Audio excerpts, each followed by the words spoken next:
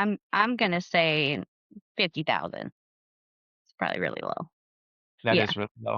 I'm gonna say 1,000,003. It's about 1,000,000 sites a day. That's amazing. But when they say if you build it, they will come, do you suppose there could be some trouble with that kind of a concept?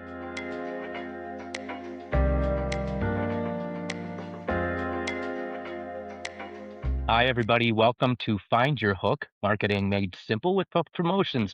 This is part of our Marketing from A to Z series, where we're taking things that businesses deal with every day and breaking them down in simple, useful ways. So today we're talking about websites, not just having one, but making sure you have one that actually helps people understand who you are and what you do. And so to facilitate that conversation, we have Sarah Gordy and Jessica Whaley here today, our director of sales and our production manager. Yeah, so websites are interesting to me, as well as I think everything that's going to come after this, because it's something that has transpired during each of our lifetimes. Just at the beginning of yours, and Sarah and I, we've kind of watched this unfold and watched them to go, from something I think that was like a vanity thing to like something that's really a necessity for most businesses. And I laugh because how many times when we're sitting around in a conversation just amongst us do we pull up something and we go, "Oh my gosh, that website looks like it's so from 1998." Right. And that was And like I a million. remember websites in 1998. Well, and they're immediately identifiable. Everybody can understand that. Like the fonts are all over the place. There's color blocking all over the place. There's not a great flow to them. And there's not really standard from one website to the next as far as kind of what you're looking at. I look at back in early in my career and just a funny quick story. I was in the auto industry, and in 2006 when I started, our website had everything you rolled over had a bell or a whistle or a boing because they needed to be interactive, right? And even then at a car dealership, only a fraction of our inventory was online. We weren't sharing our prices online because that was a website. People are supposed to come in to buy a car, right? And then I was only there 6 years as the marketing director. But by the time I left in 2012, it was you have to have every vehicle on there. You have to have 25 photos of every vehicle plus a video walk around. And this is 14 years ago now. And so in that 6 years, it went from this a nice to have to something that was people would come in the door and they'd say, I already know the car I want and everything about it. And I've been looking for it for a while, and I just need somebody to help me do the paperwork. Yeah, so true. The other thing I would say about websites, kind of, if you look at one now that's been up for a long time, let's just say it's outdated in some of the ways you just mentioned. It's kind of like walking into a house that has a split entry, and you go, as soon as I get here, I know kind of when that house was built. And so I think sometimes business owners fail to recognize maybe that there are some dead giveaways for whether or not a site is functioning as it should these days. That's a great analogy because you can tell it immediately when you walk into a home that's dated. And this home is dated. Yep, that's certainly. I look at Jess and my background. Forest green and burgundy are like the colors from the '90s, and here we are again, right? And but you know that home immediately from what it looks like inside, and it's so true for websites. So when is a good time for like a refresh? How often? When is the shelf life for them nowadays? Hmm. I think what's really important is whether or not it's serving you well. And I've talked with a lot of business owners who think that it is. So they might say, oh, actually, it's not so bad. Maybe just a refresh would be all we need. And that's fair enough until they actually start to go through some of the analysis with us and start to think, well, wait a minute, if it did all these other things, that would promote my business in ways that my current site can't. And so it's no longer something that you're making an investment in. It's something that should be returning an investment you made. Yeah. If I can jump in here, because I think about a website, it can happen if your business has changed, if it's no longer serving you. It's really about that customer journey. Like, is it when a person who's never met you walks into that digital doorstep, do they know what you do, how do you serve them, and what to do next? It's almost like it serves a purpose, which is I think what we're uncovering. But I think that purpose is really important because I think just like you said, it facilitates a customer journey. It's no different if they walked into the door of your brick and mortar store nowadays, you should treat them exactly like you would with concierge service, if they were to walk into your building. And that means saying hello first, right? Not just, here's a sale, buy from us, click here. You wouldn't do that if you walk into the door. So I think that's another great analogy that we like to use, I think, is that it's effective. People see it and it becomes a little more tangible. Like, I should say hello first and like a little bit more about us and then say, like, well, what are you looking for? And can I help point you in the right direction? And once you consider that, as far as like the purpose of a website, it suddenly starts to click a little bit more about like how you achieve that. One of the things I think, Sarah, that you talk about when people are exploring this from an organizational standpoint is that to think of it as infrastructure, not marketing budget. Yeah, for sure. As somebody who's worked at pretty high levels within organizations, including owning my own, you start to learn a little bit about budgeting. And a lot of times, what I see is that organizations think that the website falls under the marketing budget, but it really is a capital expense. That front door to the world is part of your infrastructure. And I think that putting it in the right place from that perspective makes a lot of sense. And it can free your team up to do the marketing that needs to be done and drive to a site that allows people to experience all the things you were just talking about, Lee. And really live your brand. I Absolutely. mean, that's the second part of it is just like your store isn't marketing expense and an afterthought. It's, that's Yeah. the experience, Yeah. and it's a And it capital expense. and it should generate for you, right? It could be a revenue generator directly, but certainly indirectly it should always be something that helps you drive revenue. Absolutely. So it's an important piece of the puzzle. Who do you hire to get it done? Because I will say, 14 years ago, when I started Hook Promotions, I literally hired my friend's kid, who was a senior in high school, to do my site. At the time, I needed a brochure site, which is just a really straightforward site with not a lot of links to show some portfolios and things like that, because I was just getting started and it was just myself. I was a one-man band. But there's that, and then there's, hiring a marketing provider like ourselves who does this every day and speaks that language and coordinates sites for all sorts of different businesses. So is there a right or a wrong way to go? And I'll point this one to Sarah because you are advising a lot of people at this point. You're helping them explore their options, is what you're doing.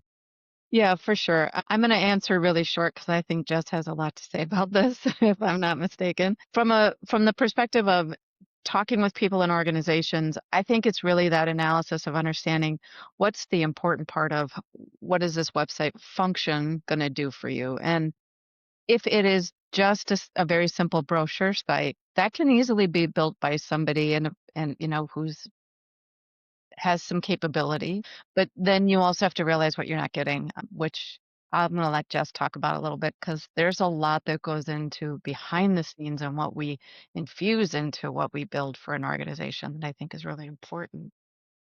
That was a great segue. Let's talk about that, Jess. Well, I am happy to jump in, and I will try not to go down too much of the technical rabbit holes just because that's what I do. But what Sarah said is exactly right. It's just there's a lot of factors to take into account, but at the end of the day, you need to understand what the website is going to do.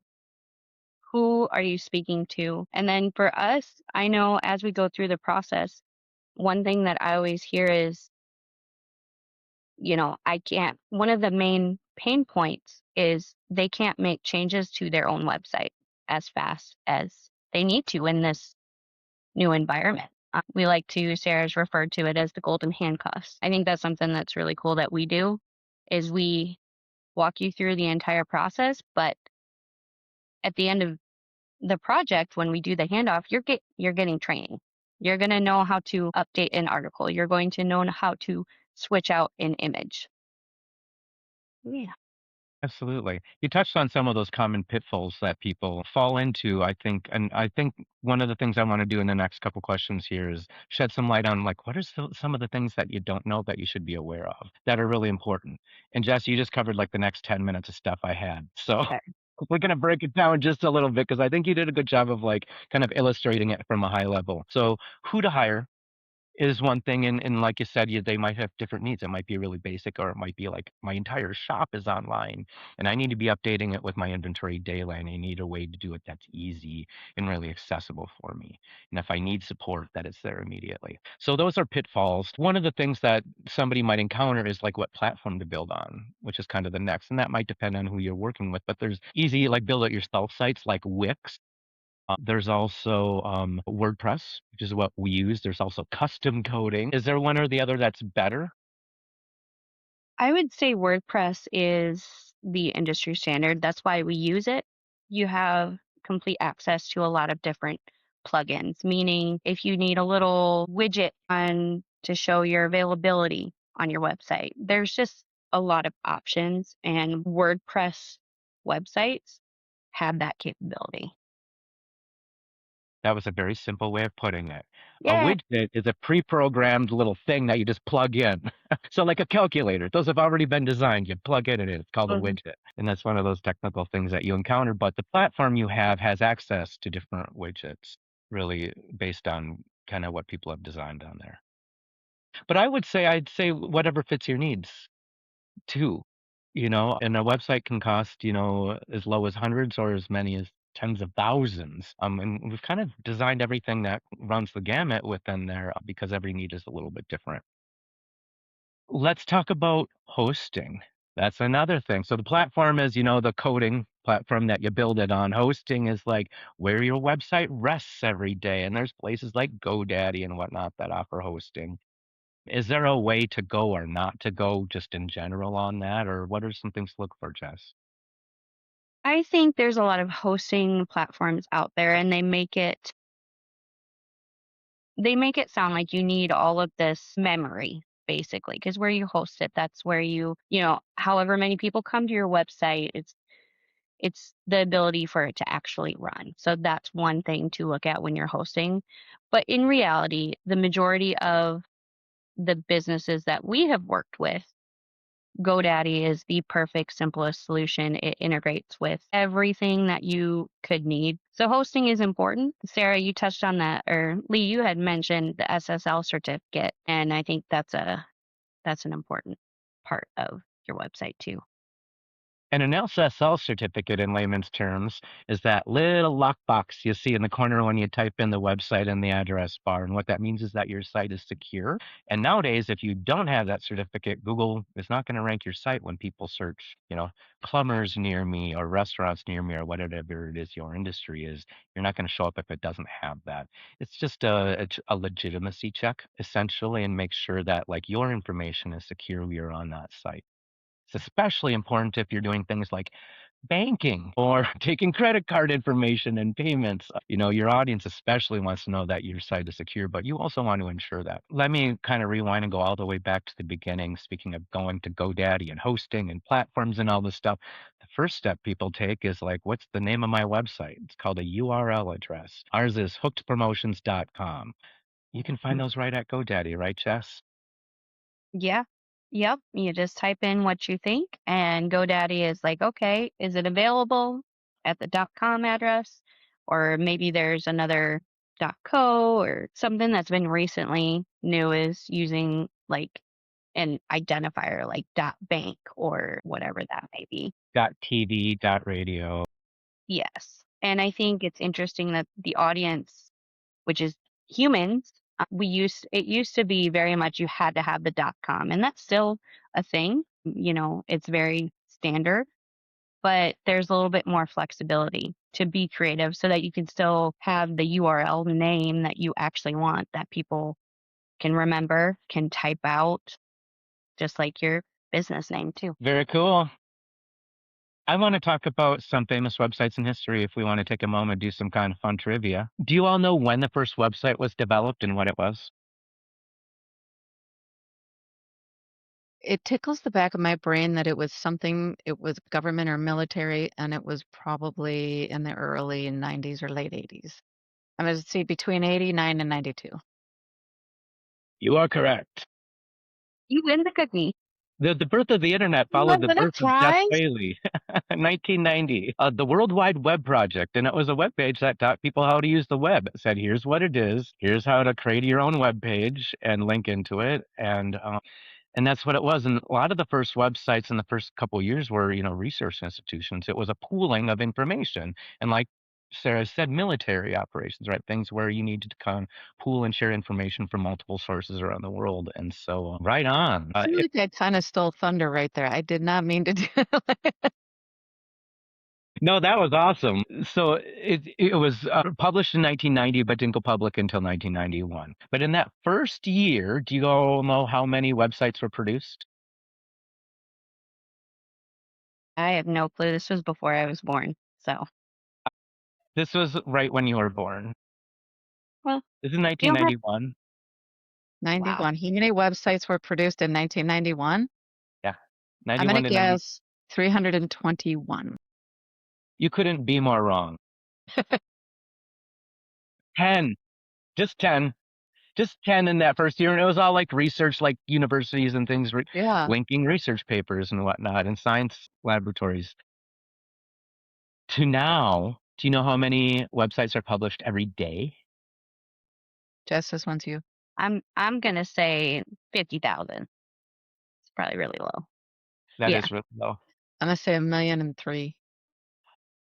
million You're four. right about you're right about there. Well, there's some discrepancies on what constitutes a website, so there's definitions here, so it's kind of broad. But it's about 1 million sites a day. Wow. Yeah, isn't See, that you crazy? guessed So 10 in a 1,000,003, so year to I 1 million a day. that's amazing. It is kind of cool. Um, So when they say if you build it, they will come, do you suppose there could be some trouble with that kind of a concept?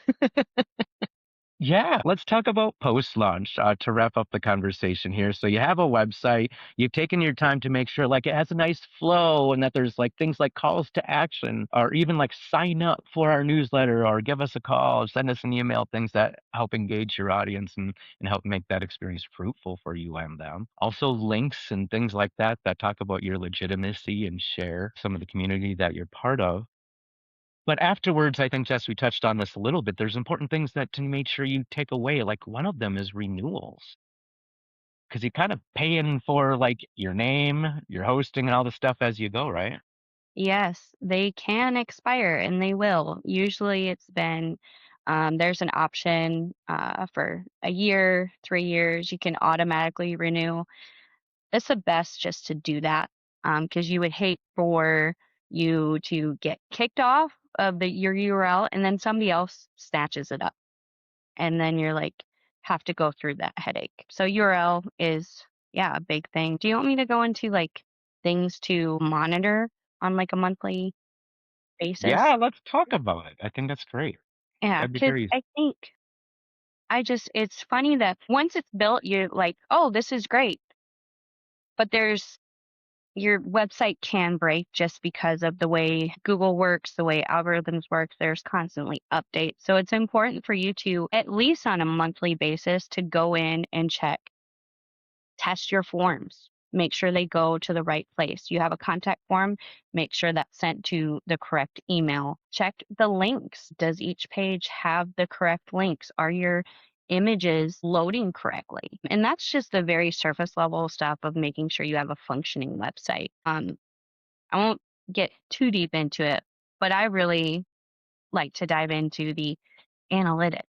But Google has free analytics software. Make sure that's on your website. You want to see what people are doing after they get there. Are they staying a long time? Are they doing what you expected them to do?